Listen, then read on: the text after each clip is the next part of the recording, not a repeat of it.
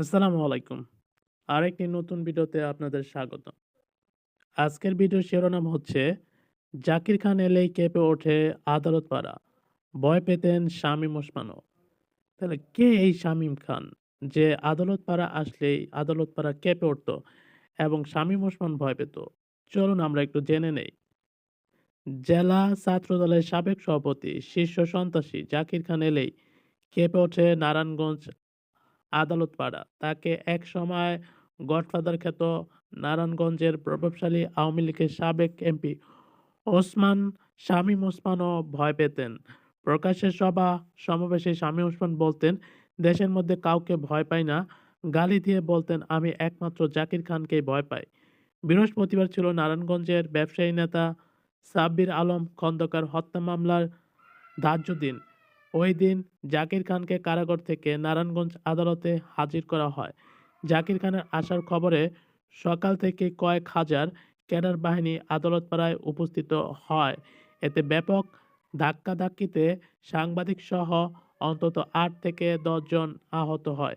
এই সময় জাকির খান বাহিনীর অনেকেই যার তার সঙ্গে চরম বেয়াদবি করছে।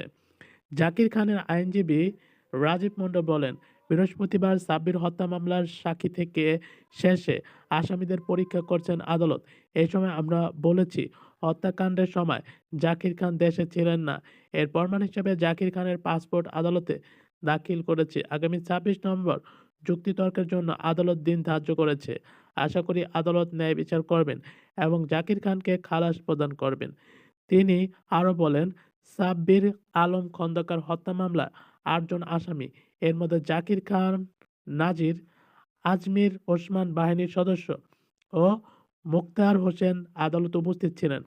আর অন্যদের মধ্যে জিতু, মামুন খান, আব্দুল আজিজ, বাচ্চু, বন্দুক শাহিন ও জঙ্গল লিটন পলাতক রয়েছেন। পলাতকদের মধ্যে বন্দুক শাহী পুলিশের সঙ্গে বন্দুকযুদ্ধে নিহত হয়েছেন। সাব্বির আলম খন্দকারের বড় ভাই আইনজীবী তৈমুর আলম খন্দকার বলেন, নারায়ণগঞ্জকে সন্ত্রাস ও চাঁদাবাজির অভয়ারণ্য পরিণত করেছিল শীর্ষ সন্ত্রাসী জাকির খান। তার অপকর্মের প্রতিবাদ করাতেই সাব্বিরকে ২০০৩ সালের ১৮ ফেব্রুয়ারি ফতুল্লার মাসদাইর এলাকায় গুলি করে নির্মমভাবে খুন করা হয়।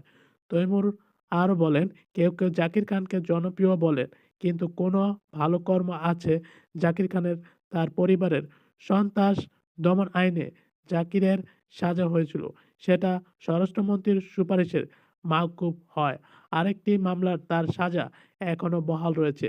জেল থেকে মোবাইল ফোন ব্যবহার করে জাকির এখনও তার অনুগামীদের দিয়ে চাঁদাবাজি অব্যাহত রেখেছে বলে দাবি করেন তৈমুর। তিনি শহরের বিভিন্ন রাস্তায় টাঙানো জাকিরের ব্যানার, ছবি অপসারণের দাবি জানান। সাব্বির আলম খন্দকার ছিলেন গার্মেন্টস মালিকদের সংগঠন Bangladesh knitwear and manufacturers association বা বিকেএমআই এর প্রাতিষ্ঠাকালীন পরিচালক ও সাব্বির শাহ সাবেক সহসভাপতি।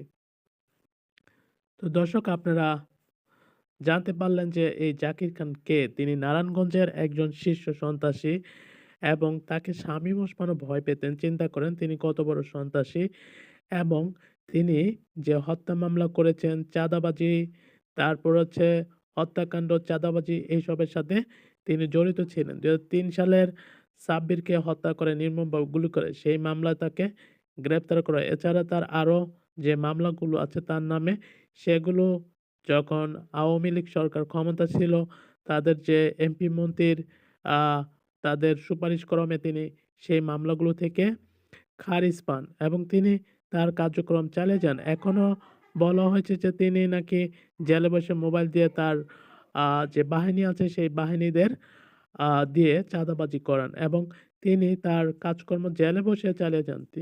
আপনারা চিন্তা করে দেখেন যে উনি কত বড় সন্ত্রাসী এবং কত বড় একটা, মানে কি বলে, যে একটা আহ মানে সন্ত্রাসী কর্মকাণ্ড তিনি করতেছেন আর কি। তো এখন তাকে ধরা হয়েছে। আমার মতে এই ধরনের সন্ত্রাসীদের একদম টাঙায় দেওয়া উচিত, ফাঁসি দেওয়া উচিত। তাদের বেঁচে থাকার কোনো অধিকার নেই। কারণ তারা মানুষের অধিকার হরণ করে, মানুষকে চাঁদাবাজি করে মানুষের মধ্যে বিশৃঙ্খলা, ভয় সৃষ্টি করে এবং আহ তার মতো এরকম সন্ত্রাসীদের আমি মনে করি যে ক্রস ফায়ার দেওয়া উচিত।